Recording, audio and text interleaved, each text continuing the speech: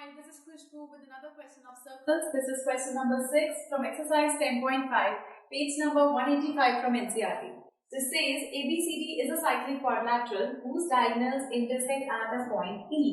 हमें एक cyclic quadrilateral given है. Cyclic means एक circle के अंदर जब एक quadrilateral हो उसके points touch करते हो. This is a cyclic quadrilateral.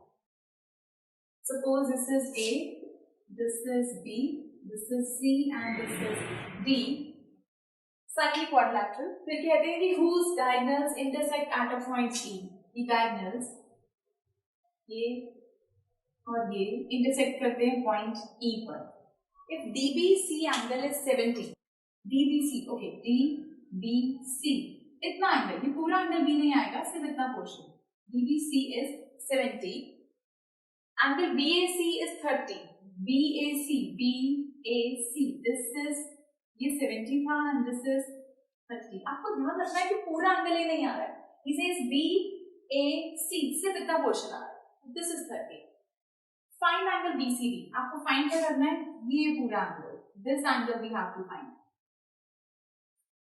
Further, AB is equal to BC. Find ECD. ये क्वेश्चन का सेकेंड हाफ है.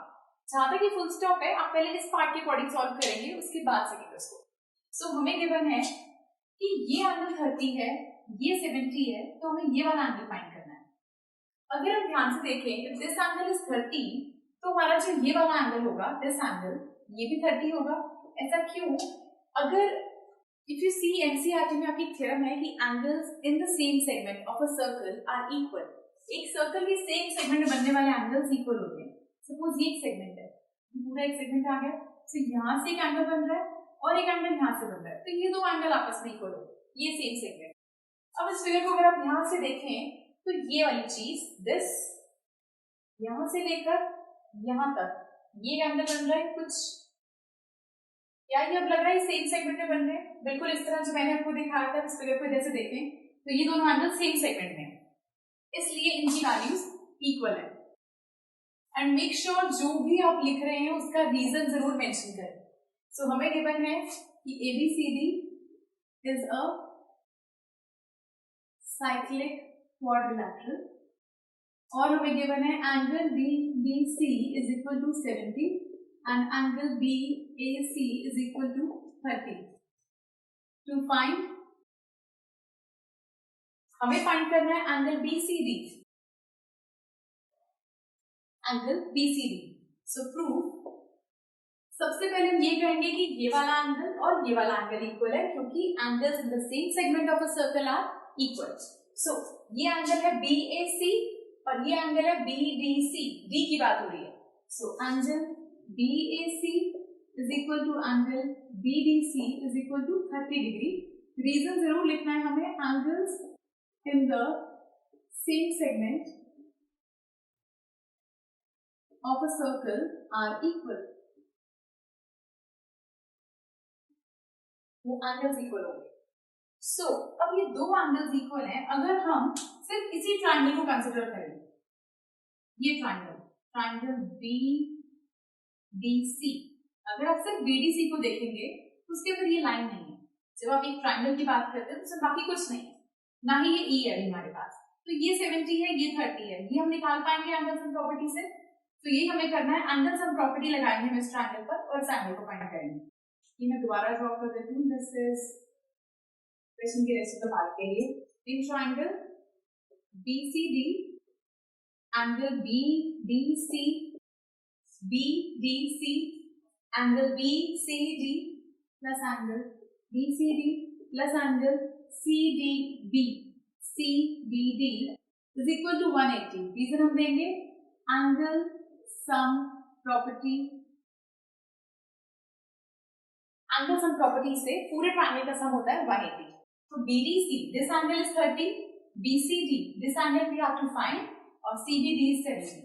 ये 30 आपके पास, ये आपको फाइंड करना है, और ये हमारे पास है 70 इज इक्वल टू 180. तो BCD plus 100 is equal to 180.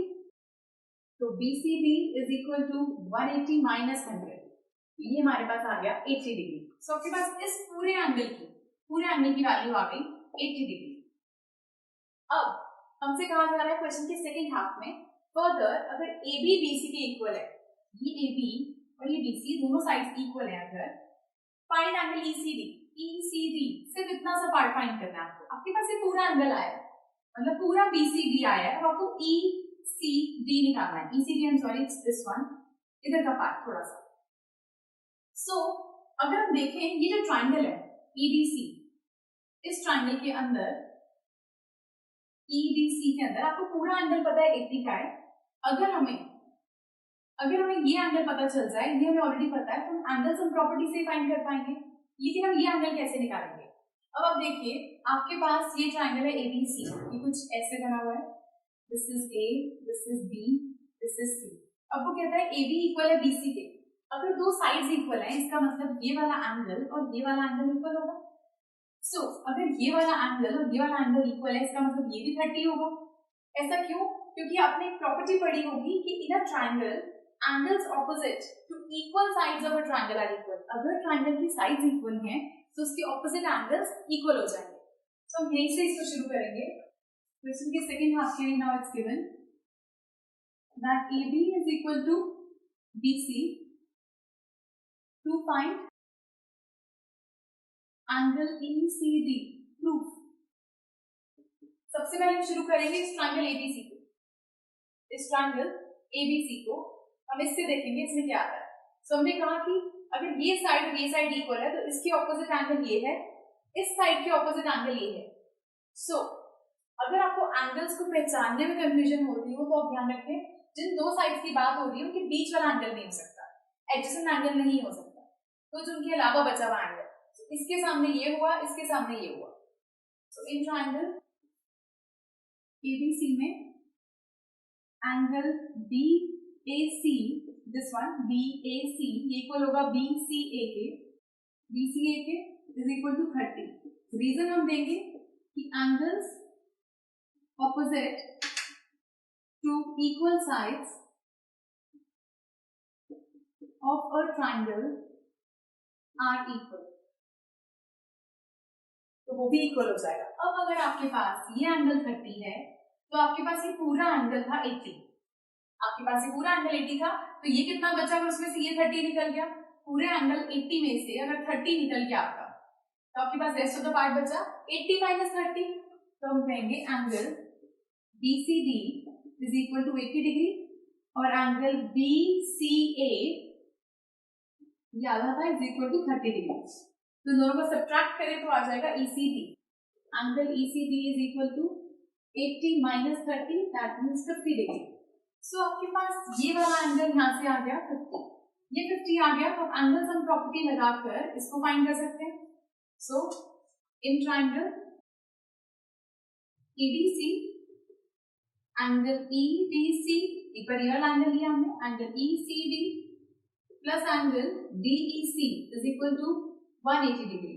Angle sum properties, EDC की वैल्यू है 30, ECD की वैल्यू है 50 and DEC is equal to 180। So ये आपके पास आ गया 80 degree plus DEC is equal to 180। So DEC की वैल्यू आएगी 180 माइनस 80 मीन्स 100। So, ये वैल्यू हमारे पास आ गई DEC is 100। हमें फाइंड क्या करना था यहाँ से ECD की वैल्यू हमारे पास आ चुकी थी 50। So 50 डिग्री की वैल्यू हमने बता दी जो हमसे मांगा गया था, और एंगल सम प्रॉपर्टी से हमने ये बता दिया। तो इट वाज नॉट रिक्वायर्ड, मैं सिर्फ आपको समझा रही थी कि आप कैसे इन वैल्यूज को फाइंड कर सकते हैं।